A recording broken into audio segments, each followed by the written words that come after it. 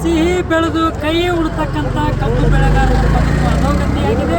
ಕಬ್ಬನ್ನು ನವೆಂಬರ್ ತಿಂಗಳಿಂದ ಅಕ್ಟೋಬರ್ ಮುಗಿದು ನವೆಂಬರ್ ತಿಂಗಳಿಗೆ ಬಂದಿದೆ.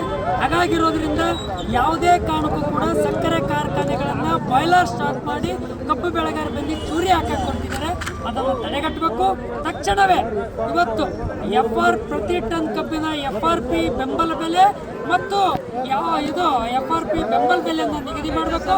ಕಟ್ಟಿಂಗ್ ಚಾರ್ಜ್, ಟ್ರಾನ್ಸ್ಪೋರ್ಟ್ ಚಾರ್ಜ್ ಅನ್ನು ನಿಗದಿ ಮಾಡಲಾರ್ದೇ ಸಕ್ಕರೆ ಕಾರ್ಖಾನೆಗಳನ್ನು ಪ್ರಾರಂಭ ಮಾಡಬಾರ್ದು ಅಂತಕ್ಕಂಥ ಮಾತನ್ನು ಕಬ್ಬು ಬೆಳೆಗಾರ ಸಂಘ ಒತ್ತಾಯ ಮಾಡ್ತದೆ, ಆಗ್ರಹ ಮಾಡ್ತದೆ.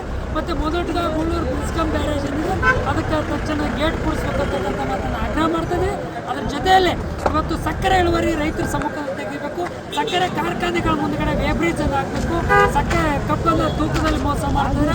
ಕಬ್ಬು ಕಟಾವದಲ್ಲಿ ದಲ್ಲಾಳಿಗಳನ್ನ ಅವಳಿಯನ್ನು ತಡೆಗಟ್ಟಬೇಕು ಅಂತಕ್ಕಂಥ ಮಾತನ್ನು ಆಗ್ರಹಿಸಿ ಚೌಡಾಪುರ ಕ್ರಾಸ್ ಹತ್ರ ಸಂಪೂರ್ಣ ಬಂದ್ ಯಶಸ್ವಿಯಾಗಿ ನಡೆದು ಸರ್ಕಾರಕ್ಕೆ ಆಗ್ರಹ ಮಾಡ್ತದೆ. ಸಕ್ಕರೆ ಕಾರ್ಖಾನೆಗಳು, ಜಿಲ್ಲಾಡಳಿತಗಳು, ಸಕ್ಕರೆ ಸಚಿವರು ಕಬ್ಬು ಬೆಳೆಗಾರರ ನೆರವಿಗೆ ಧಾವಿಸ್ಬೇಕಂತಕ್ಕಂಥ ಮಾತನ್ನು ಒತ್ತಾಯ ಮಾಡ್ತಾರೆ.